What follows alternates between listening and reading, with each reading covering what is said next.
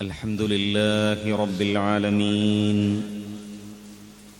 نحمده ونستعينه ونستغفره ونعوذ بالله من شرور أنفسنا ومن سيئات أعمالنا من يهده الله فلا مضل له ومن يضلل فلن تجد له وليا مرشدا أشهد أن لا إله إلا الله وحده لا شريك له وأشهد أن محمدا عبده ورسوله أرسله بالهدى ودين الحق ليظهره على الدين كله ولو كره المشركون اللهم صل على محمد وعلى آل محمد كما صليت على إبراهيم وعلى آل إبراهيم إنك حميد مجيد اللهم بارك على محمد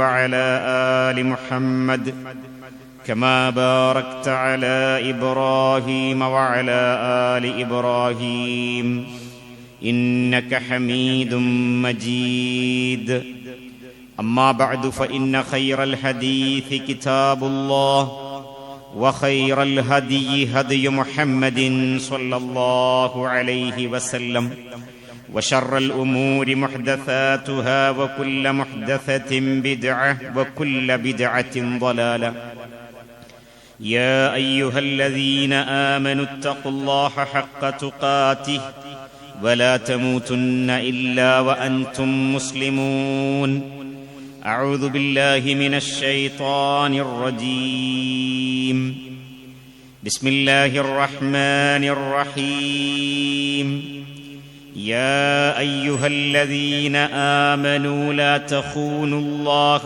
والرسول وتخونوا أماناتكم وأنتم تعلمون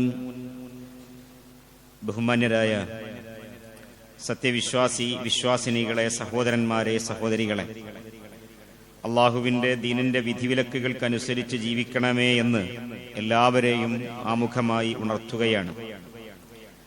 നമ്മൾ കഴിഞ്ഞ 2 ആഴ്ചകളിലായി മുഹറം മാസം എന്നുള്ള നിലക്ക് ഈ മാസത്തെ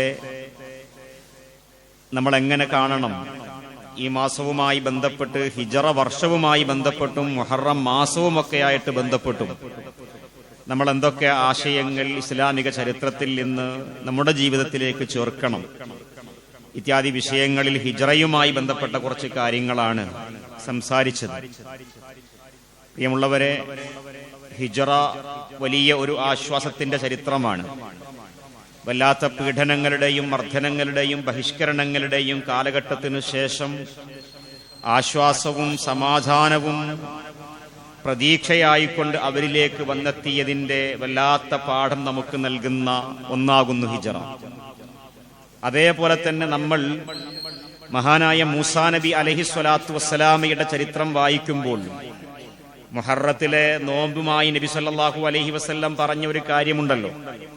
അള്ളാഹുവിന്റെ റസൂൽ മൂസാ നബി അലൈഹിസ്സലാത്തു വസ്സലാമയെ രക്ഷപ്പെടുത്തിയത് മുഹറത്തിലാണ്, മുഹറം 10-ലാണ്.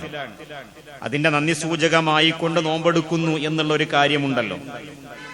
അവിടെ മൂസാ നബി അലൈഹിസ്സലാത്തു വസ്സലാമയ്ക്ക് അദ്ദേഹത്തിന്റെ ജനതയെ രക്ഷപ്പെടുത്താൻ സാധിച്ച വലിയ അനുഗ്രഹം അള്ളാഹു സുബ്ഹാനഹു വ തആല അത് നൽകിയതിനെ കുറിച്ച് നമ്മൾ വായിക്കുമ്പോൾ ലോകത്ത് വല്ലാത്ത പീഡനങ്ങൾ അനുഭവിച്ചുകൊണ്ടിരിക്കുന്ന, മർദ്ദിക്കപ്പെടുന്ന, ബഹിഷ്കരണങ്ങൾ അനുഭവിക്കേണ്ടി വരുന്ന, ഒറ്റപ്പെടുത്തപ്പെടുന്ന ഏതൊരു സമൂഹത്തിനും അള്ളാഹുവിന്റെ അടുക്കൽ നിന്ന് അവർ അള്ളാഹുവിന്റെ പാതയിലാണെങ്കിൽ തീർച്ചയായും അള്ളാഹുവിന്റെ അടുക്കൽ നിന്നുള്ള സഹായത്തിനുള്ള വലിയ ഒരു പ്രതീക്ഷ അത് നമുക്ക് പകർന്നു നൽകുന്നുണ്ട് എന്നുള്ളതാണ്.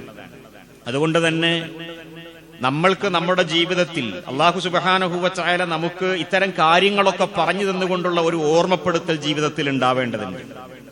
ആ ഓർമ്മ അള്ളാഹു നൽകുന്നത് സൂറത്തുൽ അൻഫാലിലെ 26-27 ആയത്തുകളിലൂടെയാണ്. ആ ആയത്തുകൾ മാത്രമല്ല, അതിന്റെ മുൻപുള്ള ആയത്തുകളിലൊക്കെ ചേർത്ത് വെച്ച് വായിക്കേണ്ട കുറെ കാര്യങ്ങൾ.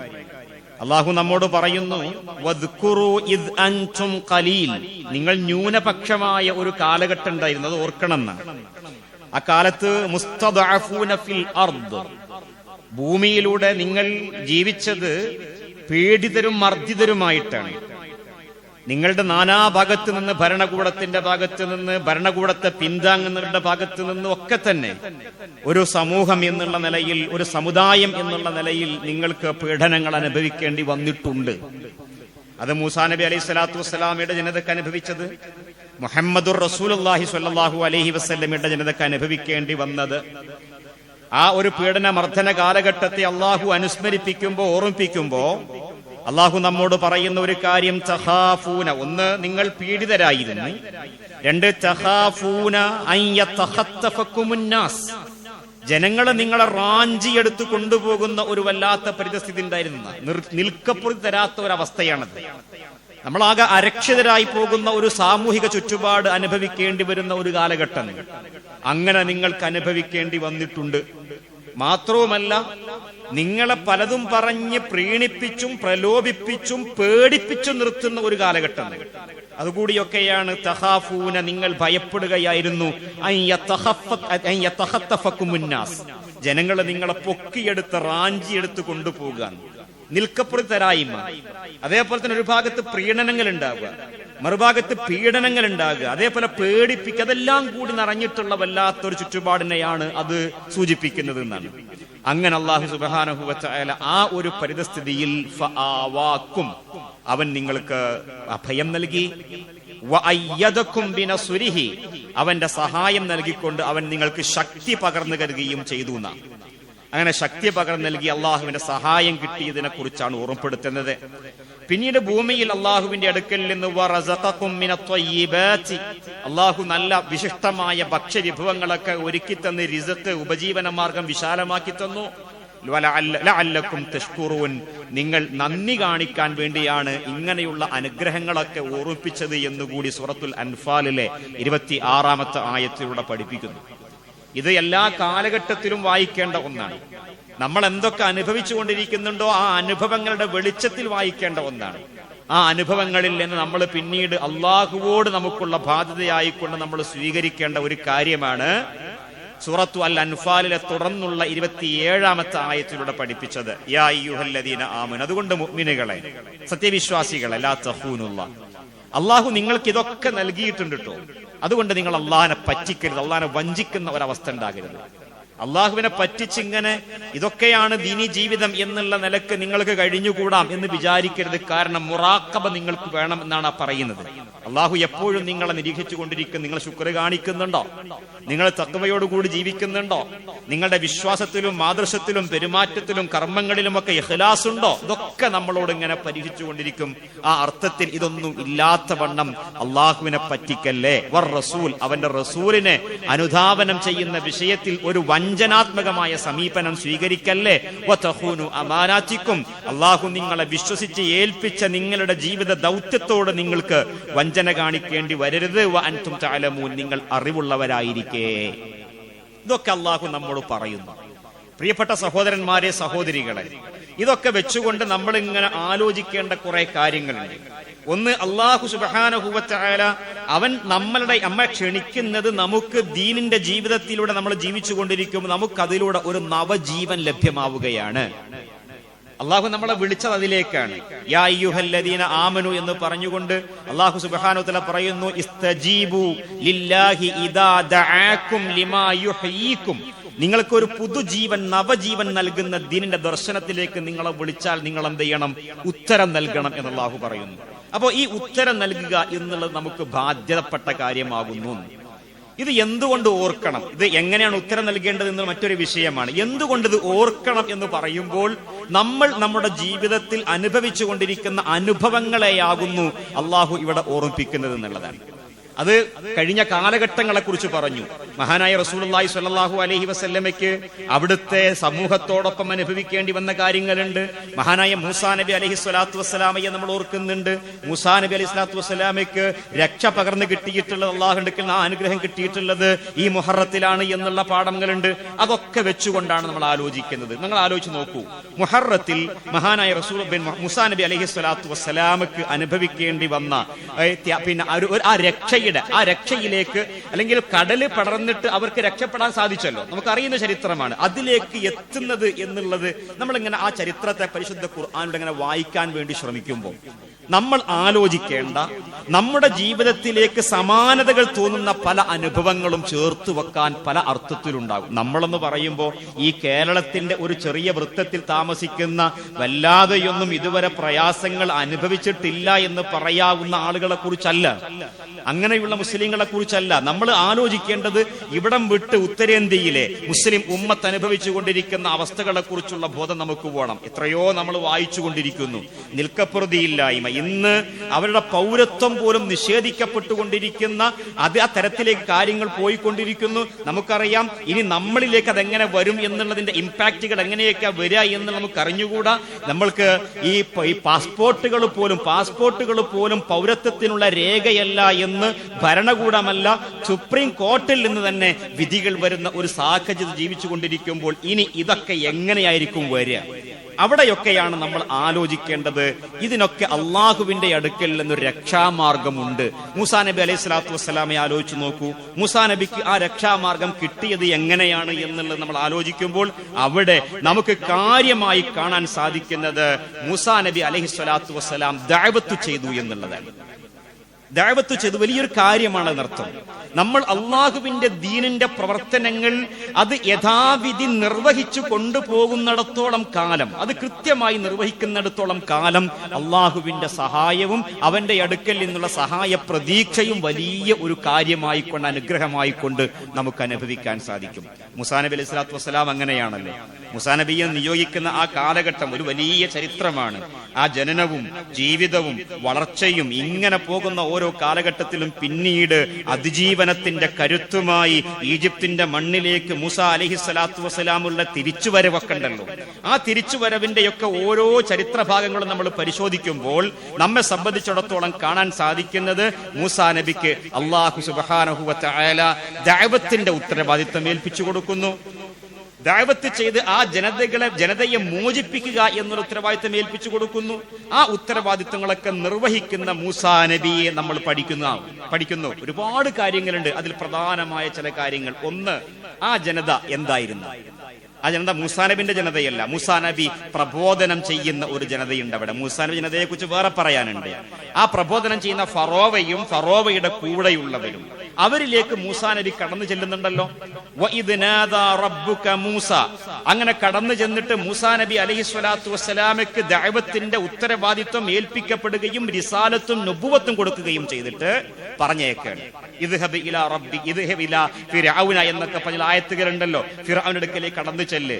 അങ്ങനെ മൂസാ നബി അലൈഹി സ്വലാത്തു വസ്സലാമയോട് ആ അക്രമികളായ ജനതയുടെ അടുക്കലേക്ക് കടന്നു ചെല്ലാൻ പറയുന്നു. എന്തിന് കടന്നു ചെല്ലണം? ആ ജനങ്ങളോട്, ആ പ്രഭുത്വത്തോട്, ആ ഭരണകൂടത്തോട്, ഭരണാധികാരിയോട് അള്ളാഹുവെ കുറിച്ച് പറഞ്ഞു കൊടുക്കണം എന്ന് പറഞ്ഞ ദഅവത്ത് ചെയ്യണം എന്നർത്ഥം. അതാണ് മൂസാ നബി അലൈഹി സ്വലാത്തു വസ്സലാം ഏറ്റവും ആദ്യം ചെയ്യുന്നത്. ദഅവത്ത് ചെയ്യുന്നു. അക്രമികളായ ആളുകളുടെ അടുക്കലേക്ക് കടന്നു ചെല്ലൂ. എന്നിട്ട് അവരോട് പറയൂ, ഫിർഔനാണ് ആ ജനത. ഫിർഔൻ, അല്ലാഹ് കൃത്യമായി പറഞ്ഞു ഫിർഔന്റെ ജനതയുടെ അടുക്കലേക്ക് കടന്നു ചെല്ലേണ്ടത്. എന്നിട്ട് അവരോട് പറയൂ, അലാ യത്തഖൂൻ. അതൊരു കേവലം ഒരു വാക്ക് മാത്രമല്ലല്ലോ. അലാ യത്തഖൂൻ എന്നുള്ളത് വിശാലമായ ആശയം ഉൾക്കൊള്ളുന്ന ഒന്നാണ്. അള്ളാഹുവെ കുറിച്ച് പരിചയപ്പെടുത്തി ആ അള്ളാഹുവിനെ മാത്രം ആരാധിക്കുകയും അവനല്ലാതെ ഭൂമിയിൽ ആരാധിക്കപ്പെട്ടുകൊണ്ടിരിക്കുന്ന സകല ശക്തികളെയും എതിർക്കുക എന്ന് പറയുമ്പോൾ അതിന്റെ അർത്ഥശൂന്യത ബോധ്യപ്പെടുത്തിക്കൊണ്ട് അവരിലേക്ക് ദഅവത്ത് ചെയ്യൂ. അതാകുന്നു അലാ യത്തഖൂൻ. ആ ദഅവത്തിന്റെ ഉത്തരവാദിത്തം മൂസാ അലൈഹി സ്വലാത്തു വസ്സലാം നിർവഹിക്കുകയാണ്. മൂസാ നബി ഫറോവന്റെ അടുക്കലേക്ക് കടന്നു ചെന്നിട്ട് അള്ളാഹുവിനെ കുറിച്ച് പരിചയപ്പെടുത്തി കൊടുക്കുമ്പോ റബ്ബാരാണ് എന്നുള്ള ഒരു ചോദ്യം ചോദിക്കുന്നുണ്ടല്ലോ. റബ്ബാരാണ് എന്നുള്ളൊരു ചോദ്യം, ആ ചോദ്യം ഖുർആൻ പറയുന്നുണ്ട്. സൂറത്ത് ശുഅറായിൽ ഈ ചരിത്രം നമ്മൾക്ക് വിശദമായി വായിക്കാവുന്ന കുറെ കാര്യങ്ങൾ അവിടെയുണ്ട്. അള്ളാഹു പറയുന്നു, മൂസാ നബി അലൈഹി സ്വലാത്തു വസ്സലാം ഫറോവയുടെ അടുക്കലേക്ക് കടന്നു ചെന്നിട്ട് പറയുന്നു, റബ്ബുൽ ആലമീനെ പരിചയപ്പെടുത്തി കൊടുക്കുന്നു. അന്ന് ഫറോവ തിരിച്ചു ചോദിച്ച ഒരു ചോദ്യമാണ് വമാ റബ്ബുൽ ആലമീൻ. റബ്ബുൽ ആലമീനെ പരിചയപ്പെടുത്തുമ്പോഴാണല്ലോ അത് പറയുന്നത്. എന്ന് പറഞ്ഞാൽ ദഅവത്ത് ചെയ്യുന്നു. ദഅവത്ത് ചെയ്യാൻ പേടിയും ഭയപ്പാടും ഒക്കെ മൂസാ നബിക്കുണ്ട്. കാരണം മൂസാ നബി അലൈഹി സ്വലാത്തു വസ്സലാം പറയുന്നുണ്ടല്ലോ, അവര് അവരുടെ അടുക്കലേക്ക് കടന്നു ചെല്ലുമ്പോൾ എന്റെ പേടി എന്താണെന്ന് വെച്ചാൽ ഞാൻ അവരുടെ കൂട്ടത്തിൽ ഒരാളെ കൊന്നിട്ടുണ്ട്. ആ കൊലപാതകത്തിന്റെ പേരിൽ, എന്നാൽ സംഭവിച്ച ആ കൊലപാതകത്തിന്റെ പേരിൽ എനിക്ക് ഭയപ്പാടുണ്ട്.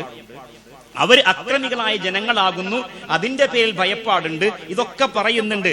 ആ സമയത്ത് മൂസാ നബി അലൈഹി സ്വലാത്തു വസ്സലാം ഭയപ്പാടോടുകൂടി അള്ളാഹുവിന്റെ മുൻപിലേക്ക് തന്റെ ദൗത്യം നിർവഹിക്കാനുള്ള തടസ്സം ഇതാണ് എന്ന് പേടിയെക്കുറിച്ച് പറയുമ്പോ ഒരു പേടിയും പേടിക്കണ്ട എന്ന് മൂസാ നബി അലൈഹി സ്വലാത്തു വസ്സലാമയ്ക്ക് ആശ്വാസം കൊടുക്കുന്നു. ആ ആശ്വാസത്തിന്റെ സന്തോഷവുമായി കൊണ്ടാണ് അങ്ങോട്ട് കടന്നു ചെല്ലുന്നത്. കടന്നു ചെന്നിട്ട് ഒരു പ്രശ്നം ഉണ്ടായിട്ടില്ലല്ലോ. ആ സംസാരത്തിൽ പ്രശ്നങ്ങൾ ഉണ്ടാകുന്നത് പിന്നീടാണല്ലോ. ആ സംസാരത്തിൽ മൂസാ നബി പറഞ്ഞു കൊടുക്കുന്നത് റബ്ബുസ് സമാവാതി വമാ റബ്ബുൽ ആലമീൻ എന്ന ചോദ്യം. ആരാണ് റബ്ബുൽ ആലമീൻ, എന്താണ് റബ്ബുൽ ആലമീൻ എന്നുള്ള ചോദ്യം. സർവലോക പരിപാലകൻ എന്ന് നീ പറയുന്നുണ്ടല്ലോ, അങ്ങനെ ഒരു പരിപാലകൻ, രക്ഷകൻ, റബ്ബ് ആരാണ്, എന്താണത്? അപ്പൊ മൂസാ അലൈഹി സ്വലാം പറഞ്ഞു കൊടുക്കുന്നത് റബ്ബുസ് സമാവാതി വൽ അർദ്, ആകാശങ്ങളുടെ ഈ മഹാപ്രപഞ്ചത്തിന്റെ ഈ ഭൂമിയുടെ വമാ ബൈനഹുമ, അതിന്റെ രണ്ടിന്റെയും ഇടയിലൊക്കെ എന്തൊക്കെയുണ്ടോ അതിന്റെ മുഴുവനും റബ്ബാകുന്നു. ഒന്ന്. അതേപോലെ തന്നെ ഖാല റബ്ബുക്കും, നിങ്ങളുടെ റബ്ബാണ്, വ റബ്ബു ആബായിക്കുമുൽ അവ്വലിൻ, നിങ്ങളുടെ പൂർവികരായ പിതാക്കന്മാരുടെ റബ്ബാണ്. ഇങ്ങനെയൊക്കെ പറഞ്ഞു കൊടുക്കുന്നു. അതേപോലെ തന്നെ റബ്ബുൽ മശ്രിഖി വൽ മഗ്രിബ്, ഉദയസ്ഥാനത്തിന്റെ, സൂര്യൻ ഉദിച്ചു വരുന്നു, ആ ഉദയസ്ഥാനത്തിന്റെ അസ്തമിക്കുന്നു, അസ്തമയ സ്ഥാനത്തിന്റെ ഒക്കെ റബ്ബ്, റബ്ബുൽ മശ്രിഖി വൽ മഗ്രിബി വമാ ബൈനഹുമ, അതിന്റെ രണ്ടിന്റെയും ഇടയിൽ എന്തൊക്കെ ഇടങ്ങളും സ്പേസ് ഉണ്ടോ അതിന്റെയൊക്കെയും റബ്ബാകുന്നു. ഇൻ കുൻതും തഅഖിലൂൻ, നിങ്ങൾക്ക് ബുദ്ധി കൊടുക്കാമെങ്കിൽ റബ്ബിനെ കുറിച്ച് ഇങ്ങനെയൊക്കെ ആലോചിച്ചോളൂ. അപ്പൊ റബ്ബിനെ കുറിച്ച് പരിചയപ്പെടുത്തി കൊടുക്കുക എന്ന് പറഞ്ഞാൽ ദഅവത്ത് ചെയ്യുക. ദഅവത്ത് ചെയ്യുന്നിടത്താണ് അള്ളാഹുവിന്റെ വിജയമുള്ളത്. ആ ദഅവത്ത് ചെയ്യുക എന്നുള്ള ഉത്തരവാദിത്വം ഈ ചരിത്രത്തിൽ നിന്നൊക്കെ മുഹമ്മദുർ റസൂലുള്ളാഹി സ്വല്ലല്ലാഹു അലൈഹി വസല്ലമയുടെ, മൂസാ നബി അലൈഹി സ്വലാത്തു വസ്സലാമിന്റെ ചരിത്രത്തിലൂടെയൊക്കെയും നമ്മൾ വിജയം പ്രതീക്ഷിക്കുന്നുണ്ടോ? നമ്മൾ ഇങ്ങനെയുള്ള അവസ്ഥകളിൽ റബ്ബിന്റെ അടുക്കൽ നിന്ന് റബ്ബിന്റെ തൗഫീഖും, നിങ്ങൾ പീഡിതരാണ്, അള്ളാഹു നിങ്ങൾക്ക് അഭയം നൽകി, നിങ്ങൾ മർദ്ദിതരാണ്, അള്ളാഹു നിങ്ങളെ സഹായിച്ചു എന്ന പരിശുദ്ധ ഖുർആനിന്റെ ആയത്ത് നമുക്ക് നമ്മുടെ കാര്യത്തിൽ അനുഭവിക്കാൻ സാധിക്കണമെങ്കിൽ ഇതിൽ നിന്ന് പാഠം ഉൾക്കൊള്ളണം. അത് അനിവാര്യമാണെന്നർത്ഥം. ആ അനിവാര്യതയെ ഉൾക്കൊള്ളാതെ നമ്മൾ സുഖലോലുപരായി കിട്ടിയ സുഖത്തിൽ നമുക്ക് അത്യാവശ്യം ജീവിത ചുറ്റുപാടുകളുണ്ട്, ഒരു പ്രശ്നമല്ലാതെ കാര്യങ്ങൾ മുന്നോട്ട് പോകുന്നുണ്ട്, നമ്മളിങ്ങനെ ഒന്നും ചെയ്യാൻ നിഷ്ക്രിയരായിക്കൊണ്ട് റബ്ബിന്റെ ദീനിന്റെ ദഅവത്ത്, റബ്ബിനെ കുറിച്ച് പരിചയപ്പെടുത്തി കൊടുക്കേണ്ടിടത്ത് ഒന്നും ചെയ്യണില്ല എന്നുള്ള നിലക്ക് മുന്നോട്ട് പോകുമ്പോൾ അവസ്ഥ എന്താണോ കേരളീയ സമൂഹത്തിൻ്റെതല്ല, ഇതര സംസ്ഥാനങ്ങളുടെ അവസ്ഥ എന്താണോ, ദഅവത്ത് നിലച്ചു പോയതാണ് അവിടെയൊക്കെ സംഭവിച്ചത് എന്നുള്ള വലിയ ഒരു ഖുർആൻ പഠിച്ചിട്ടുണ്ട്. കാരണം നമുക്കറിയാം ഉത്തരേന്ത്യയിൽ നിന്നൊക്കെ എത്രയെത്ര ഖുർആൻ പഠിച്ചവരായ ആളുകളുണ്ട്. പക്ഷെ ശരിയായ രീതിയിൽ ദഅവത്ത് ചെയ്യുക, റബ്ബിനെ പരിചയപ്പെടുത്തി കൊടുക്കുക എന്നുള്ള തരത്തിൽ ആ ദഅവത്തിന്റെ ഉത്തരവാദിത്വം നിർവഹിക്കുക എന്നുള്ളിടത്ത് തന്നെയാണ് അള്ളാഹുവിന്റെ വിജയം ഉള്ളത് എന്നുള്ളത് വലിയ പാഠമാണ്. ആ പാഠത്തെ നമ്മൾക്ക് നമ്മുടെ ജീവിതത്തിലേക്ക് ചേർത്ത് വെക്കാൻ സാധിക്കുക. നിങ്ങൾ നോക്കൂ, ആ ഫറോവയുടെ ആളുകൾ ചെയ്ത അക്രമ പ്രവർത്തനങ്ങൾ എന്താകുന്നു, അവർ എങ്ങനെയാണ് ആ സമൂഹത്തിൽ അവരുടെ അധീശത്വം സ്ഥാപിച്ചത് എന്നുള്ളതൊക്കെയും നമുക്ക് കാണാൻ സാധിക്കും. ഫറോവയുടെ ജനതയുടെ ദുൽമിനെ കുറിച്ച് ലാലിമുകളായ ആളുകൾക്കിലേക്ക് കടന്നു ചെല്ലാനുള്ള പറഞ്ഞത്. അവർ ചെയ്ത ദുൽമ എന്താണ്? ഒന്ന്, ഫറോവയെ കുറിച്ച് തന്നെ പറയുന്നുണ്ടല്ലോ, ഫിർഔൻ പറയുന്നുണ്ടല്ലോ, അന റബ്ബുക്കുമുൽ അഅല, ഞാൻ തന്നെയാണ് നിങ്ങളുടെ അത്യുന്നതനായ റബ്ബ്, എന്നോളം വലിയ റബ്ബ് വേറെ ആരുമില്ല എന്നുള്ള തരത്തിൽ ആ ജനതയെ അങ്ങനെ ബോധിപ്പിക്കുകയും അങ്ങനെ തെര്യപ്പെടുത്താൻ ശ്രമിക്കുകയും അവർക്കുമേൽ ഒരു ആത്മീയമായ പരിവേഷത്തോടു കൂടി ഒരു ഭരണാധികാരിയായി ഉയർന്നു വരികയും ചെയ്തു. ഒന്ന്. രണ്ട്, ആ ഫറോവ തന്നെ പറയുന്നുണ്ട്, മാ അലിംതു ലക്കും മിൻ ഇലാഹിൻ ഗൈരി, ഞാനല്ലാത്ത ഒരു ഇലാഹ് നിങ്ങൾക്കുള്ളതായിട്ട് എനിക്കറിയുക തന്നെ ഇല്ല. ലാ ഇലാഹ ഇല്ലല്ലാഹ് എന്നതിന് പകരം ഫറോവ പഠിപ്പിച്ചു കൊടുത്തത് ലാ ഇലാഹ ഇല്ലാ ഫിർഔൻ എന്നായിരുന്നു. ഫിർഔൻ അല്ലാതെ ഒരു ഇലാഹുല്ല, ഞാൻ അല്ലാതെ ഒരു ഇലാഹില്ല എന്ന് അങ്ങനെ ഒരു ഉത്ബോധനം, അങ്ങനെ ഒരു ദുർബോധനം, അങ്ങനെയുള്ള പറയുന്നത് ദുർബോധനം ആ ജനങ്ങൾക്ക് കൊടുക്കുകയും അങ്ങനെ അവരെ ആ അർത്ഥത്തിൽ അവരെ അടിച്ചമർത്തുകയും അതിൽ അധീശത്വം സ്ഥാപിക്കുകയും ചെയ്ത ഒരു മനുഷ്യൻ. ഇത് കേട്ട് വിശ്വസിച്ച ഒരു ജനത അവർക്ക് ജീവിക്കാനുള്ള അവകാശത്തെ പോലും നിഷേധിക്കുകയും അതിനെപ്പോലും അടിച്ചമർത്തിക്കൊണ്ട് കഴിച്ചുകൂട്ടുകയും ചെയ്ത ഒരു വല്ലാത്ത പരിതസ്ഥിതി. ഇതൊക്കെ നിറഞ്ഞ ഒരു ചുറ്റുപാടിൽ അള്ളാഹുവിന്റെ അടുക്കൽ സഹായം ഉണ്ടാകുന്നു. അള്ളാഹു സുബ്ഹാനഹു വ തആല സഹായത്തെക്കുറിച്ച് പറഞ്ഞു തരുന്നു. നമ്മൾക്കിതിൽ പാഠമില്ലേ? അള്ളാഹു അവന്റെ അടുക്കൽ നിന്ന് ഒരു മൂസാന്റെ ചരിത്രം നമ്മളെ കേൾപ്പിച്ചത് കേവലം ചരിത്രത്തിലൂടെ അങ്ങനെ വായിച്ചു പോവുക എന്നുള്ള നിലക്ക് മാത്രമല്ലല്ലോ, മറിച്ച് നമ്മൾക്ക് ഇതിൽ നിന്ന് കിട്ടേണ്ട സന്ദേശം നമ്മുടെ ജീവിതത്തിൽ റബ്ബിനെ കുറിച്ച് നമ്മൾക്ക് ഉത്തമ ബോധ്യം വേണം, അടിസ്ഥാനപരം. രണ്ടാമത്തേത്, നമ്മൾക്ക് ബോധ്യം വന്നിട്ടുള്ള ഈ ദീനിന്റെ സത്യത്തെ മറ്റുള്ളവരിലേക്ക് നമ്മളാൽ കഴിയുന്ന രീതിയിൽ സാധ്യതകൾ ഉപയോഗിച്ചുകൊണ്ട് എത്തിച്ചു കൊടുക്കണം. അതിന് എന്താണോ ഓരോ കാലഘട്ടത്തിന്റെയും ഹിക്മത്ത്, ആ ഹിക്മത്തിന് നമ്മൾ അനുധാവനം ചെയ്യണം. ചിലപ്പോ ഒരു കാലഘട്ടത്തിൽ മൂസാ നബി അലൈഹി സ്വലാത്തു വസ്സലാം നേർക്ക് നേരെ കടന്നു ചെന്നിട്ട് അങ്ങോട്ട് റബ്ബിനെ കുറിച്ച് പരിചയപ്പെടുത്തുക എന്നുള്ളതായിരിക്കും. പക്ഷേ അതേ രൂപത്തിൽ തന്നെ വേണോ? വേണ്ട. ഈ കാലഘട്ടത്തിന് യോജ്യമായത് എന്താണോ ആ അർത്ഥത്തിൽ അത് ചെയ്യുക എന്നുള്ളതാകുന്നു അനിവാര്യമായിട്ടുള്ളത്. എത്രയെത്ര സൗകര്യങ്ങൾ നമ്മുടെ മുമ്പിലുണ്ട്, മീഡിയകളുടെ എത്ര വലിയ സൗകര്യങ്ങൾ നമ്മുടെ മുമ്പിൽ തുറന്നു കിട്ടിയിട്ടുണ്ട്. ആ തുറന്നു കിട്ടിയ സൗകര്യങ്ങളെ ഏത് സമയത്തും അതിനെയൊക്കെ വിലക്കാനുള്ള അവസ്ഥകളും സാഹചര്യങ്ങളുണ്ട്. അത് വിലക്കപ്പെടും മുൻപ് നമ്മൾ അത് ഉപയോഗിക്കുക എന്നുള്ളത് എത്ര ലളിതമാണ്. പക്ഷെ നമ്മളിൽ എത്ര പേര് ചെയ്യുന്നു? അപ്പൊ നമ്മൾക്കത് ഉണ്ടാവണം. ഇത് കുറച്ചാളുകൾ മൗലവിമാര് മാത്രം നിർവഹിക്കേണ്ട ഒന്ന്. അവരിങ്ങനെ മിമ്പറിൽ ഖുത്ബ പറയാ, ക്ലാസ് എടുക്കാൻ വിളിച്ചാൽ പോയി ക്ലാസ് എടുക്കുക, എവിടെയെങ്കിലും പ്രഭാഷണത്തിന് പ്രഭാഷണം നടത്തുക, അങ്ങനെ ഒരു കാര്യമാകുന്നു ദഅവത്ത്. അങ്ങനെയല്ലല്ലോ, മറിച്ച് ഒരു സമൂഹം എന്നുള്ള നിലക്ക് കുൻതും ഖൈറ ഉമ്മ, നിങ്ങൾ ഒരു ഉത്തമ സമുദായമാകുന്നു, സമൂഹമാകുന്നു, സമൂഹമല്ല സമുദായമാകുന്നു.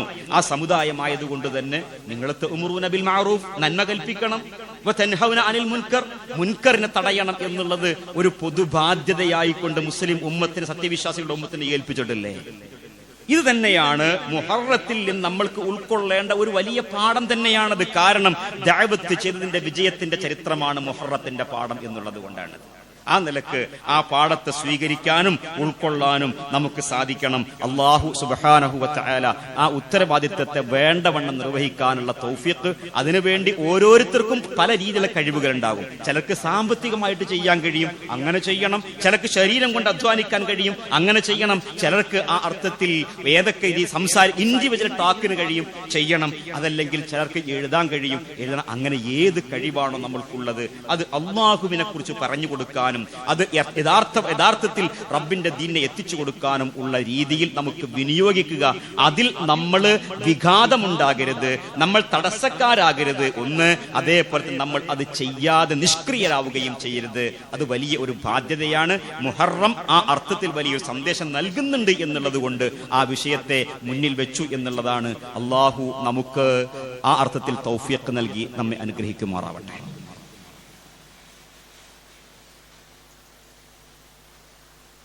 അൽഹംദുലില്ലാഹി റബ്ബിൽ ആലമീൻ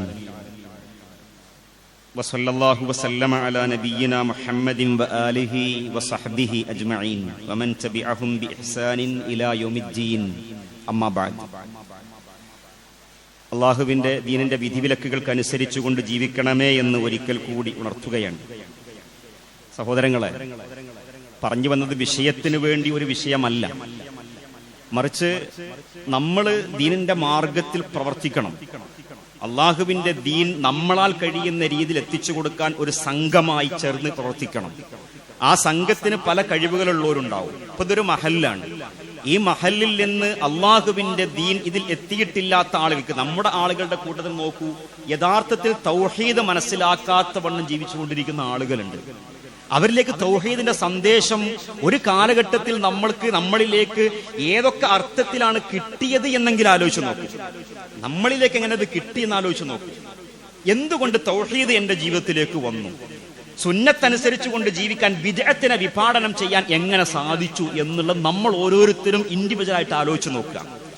നമ്മളിൽ നിന്ന് ഏതൊക്കെ അർത്ഥത്തിൽ ഇനി പോകേണ്ടതുണ്ട്, പോയിക്കൊണ്ടിരിക്കുന്നുണ്ടോ, കിട്ടിക്കൊണ്ടിരിക്കുന്നുണ്ടോ? ഇത് കിട്ടാതെ പോകുമ്പോൾ വരും തലമുറയുടെ അവസ്ഥ എന്തായിരിക്കും? ഇത് ആലോചിക്കാൻ ഒരു മഹല്ല് എന്നുള്ള നിലക്ക് നമുക്ക് ബാധ്യതയുണ്ട്. എന്തുകൂടിയാണ് നമ്മൾ ഇത്തരണത്തിൽ ആലോചിക്കേണ്ടത്. പല നെഗറ്റീവ് ചിന്തകളുണ്ടാവും. ഏതൊരു കാര്യത്തിലും നമ്മൾ മുന്നൊരുക്കം നടത്തുമ്പോൾ നെഗറ്റീവായിക്കൊണ്ടുള്ള പല ചിന്തകളുണ്ടാകും. മൂസാ നബിക്ക് ഉണ്ടായില്ലേ? മൂസാ നബി അലൈഹി സ്വലാത്തു വസ്സലാം നേരത്തെ പറഞ്ഞു സൂചിപ്പിച്ചല്ലോ. അതുകൊണ്ടാണല്ലോ ചോദിച്ചത്, എനിക്ക് ഒരു ഭയപ്പാടുള്ളത് ഒരാൾ എന്റെ കൈയാൽ കൊല്ലപ്പെട്ടിട്ടുണ്ട്, അതിന്റെ പേരിൽ എനിക്ക് എന്തെങ്കിലും ഉണ്ടാവുമോ? നെഗറ്റീവായിട്ടുള്ള ചിന്തയാണ്. അങ്ങനെ ഒരു ചിന്ത. അവർ അക്രമികളായ ആളുകളാണ്, അവർ എന്റെ നേർക്ക് തിരിയോ? വേറെ ചിന്ത ഉണ്ടായിട്ടുണ്ട്, ആ നിലയ്ക്ക് ഉണ്ടായിട്ടുണ്ട്. അതേപോലെ തന്നെ എനിക്ക് ഈ നാവിനൊരു പ്രശ്നമുണ്ട്, സംസാരിക്കാൻ അത്ര വാഗ്വൈഭവമല്ല, അങ്ങനെ അങ്ങോട്ട് ഒഴുക്കോട് കൂടി സംസാരിക്കാൻ പറ്റൂല. അതുകൊണ്ട് ആ തടസ്സമുണ്ട്. അങ്ങ് തടസ്സങ്ങളൊക്കെ പറഞ്ഞിട്ട് പിന്നീട് എന്നാലും ഞാൻ ഒരുക്കമാണ്, എന്റെ കൂടെ എനിക്ക് സഹായി കിട്ടിയാൽ മതി, സഹായിയെ കിട്ടി, ഇതൊക്കെ അള്ളാഹു സുബ്ഹാനഹു പറഞ്ഞു തരുന്നുണ്ടല്ലോ. ഈ ഒരു കാര്യത്തിൽ നമ്മൾ എന്ത് ചെയ്യണം? നമ്മൾ നെഗറ്റീവായ ചിന്തകളാൽ പിന്തിരിയുന്നതിന് പകരം പിന്തിരിയാതെ മുന്നോട്ട് ഗമിക്കാനുള്ള ഘടകങ്ങളെ കുറിച്ച് നമ്മൾ ആലോചിക്കണം. നോക്കൂ, മൂസാ നബി അന്ന് പറഞ്ഞത് ഇന്നി അഖാഫു അൻ യുകദ്ദിബൂൻ. മറ്റൊരു പേടി അദ്ദേഹത്തിൻ്റെതായിരുന്നു, ഞാനത് പറഞ്ഞാൽ അവരെങ്ങനെയായിരിക്കും എടുക്കുക, സ്വീകരിക്കോ തള്ളിക്കളയോ, പേടിയുണ്ട്. മൂസാ നബിയുടെ മനസ്സിൽ കടന്നുകൂടിയ ഒരു നെഗറ്റീവ് ചിന്തയായിരുന്നു അത്. അള്ളാഹു പറഞ്ഞു തരികയാണ്. മറ്റൊന്ന് എന്റെ മനസ്സിങ്ങനെ ഇടുങ്ങി പോവുകയാണ്. അള്ളാഹുവേ, മനസ്സിലേക്ക് ഞാൻ രംഗത്തിറങ്ങാൻ വേണ്ടി മനസ്സിൽ അതിനെക്കുറിച്ച് ആലോചിക്കുമ്പോൾ ഒരു ഇടുക്കം അനുഭവിക്കുകയാണ്. എന്റെ നാവിന് ഒരു വല്ലാത്ത കെട്ടിക്കൊടുക്കാൻ അനുഭവിച്ചു വരുന്നു. അത് വൈഭവത്തോടുകൂടി ഒഴുക്കോടുകൂടി സംസാരിക്കാൻ കഴിയാത്തൊരു പ്രശ്നമുണ്ട്. അല്ലാഹുവേ, നെഗറ്റീവ് ചിന്തയാണ്. എന്നിട്ട് പറയുന്നു ഫഅർസിൽ ഇലാ ഹാറൂൻ, ഹാറൂനെ കൂടി സഹായിയായി കിട്ടണം. വേറൊരു പേടി, വലഹും അലയ്യ ദംബുൻ ഫഅഖാഫു അൻ യഖ്തുലൂൻ. നേരത്തെ പറഞ്ഞല്ലോ, അത് എനിക്കൊരു കുറ്റുണ്ട് അവരുടെ മുൻപാകെ ഞാനൊരു കുറ്റക്കാരനാണ്, അതുകൊണ്ട് അവരെന്നെ കൊല്ലും എന്നുള്ളത് പേടിയുണ്ട്. അവിടെയൊക്കെ മൂസാ നബി അള്ളാഹുവോട് പറഞ്ഞിട്ട് പിന്നീട് പ്രാർത്ഥിക്കുന്ന പ്രാർത്ഥന, ആ പ്രാർത്ഥനയിലാണ് നമ്മുടെ ആശ്വാസം. എന്താ പ്രാർത്ഥന? റബ്ബിശ്റഹ് ലി സ്വദ്രി, എന്റെ റബ്ബേ എനിക്ക് ഈ കാര്യങ്ങൾ ഏറ്റെടുക്കാനുള്ള ഇൻശിറാഹു സ്വദ്ർ നൽകണമേ, ഹൃദയ വിശാലത നൽകണമേ. വല്ലാത്തൊരു അനുഭവവും അനുഗ്രഹവുമാണത്. അത് ഉണ്ടാവാൻ വേണ്ടി നമ്മൾ പ്രാർത്ഥിക്കണം.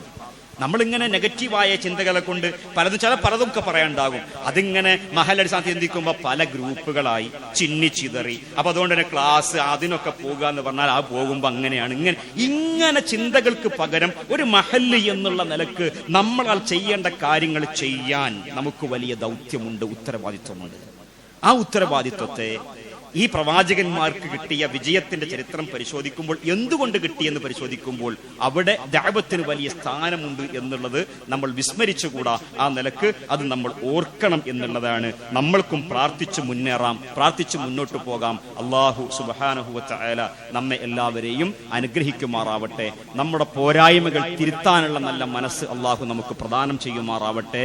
ക്ലാസുകൾ സജീവമാകണം, ഖുർആൻ പഠന സംരംഭങ്ങൾ കൂടുതൽ ഉണ്ടാകണം. അതേപോലെ തന്നെ അതിന് ആളുകൾ സംഘടിപ്പിക്കുകയും ചെയ്യണം.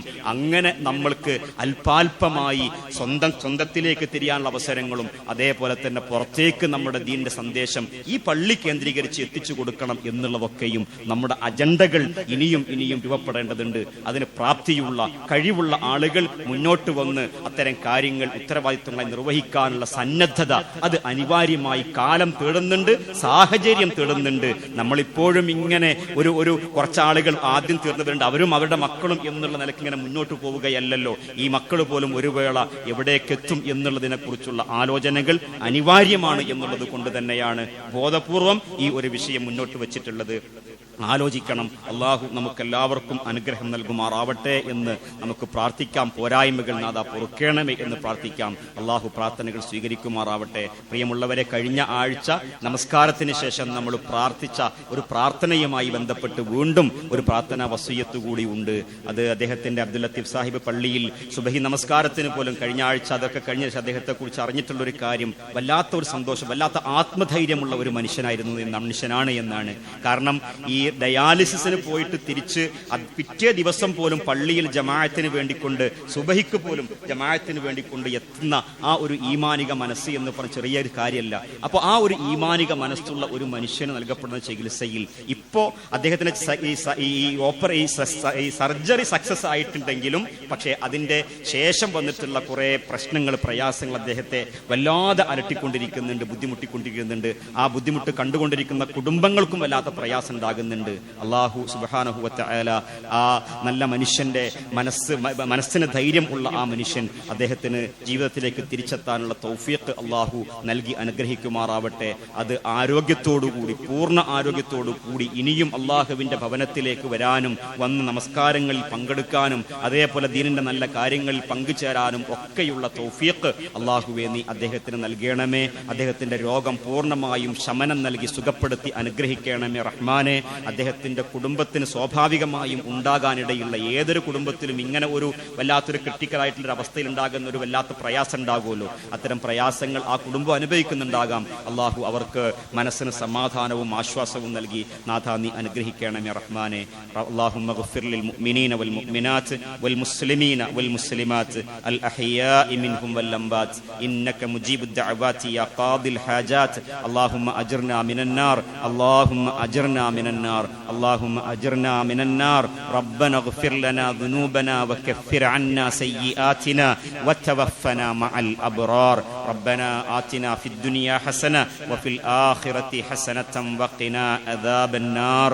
റബ്ബനാ തഖബ്ബൽ മിന്നാ ഇന്നക അൻതസ് സമീഉൽ അലീം വതുബ് അലൈനാ ഇന്നക അൻതത് തവ്വാബുർ റഹീം വഗ്ഫിർ ലനാ യാ ഗാഫിറൽ മുദ്നിബീൻ വൽഹംദുലില്ലാഹി റബ്ബിൽ ആലമീൻ വസലാമുൻ അലൽ മുർസലീൻ.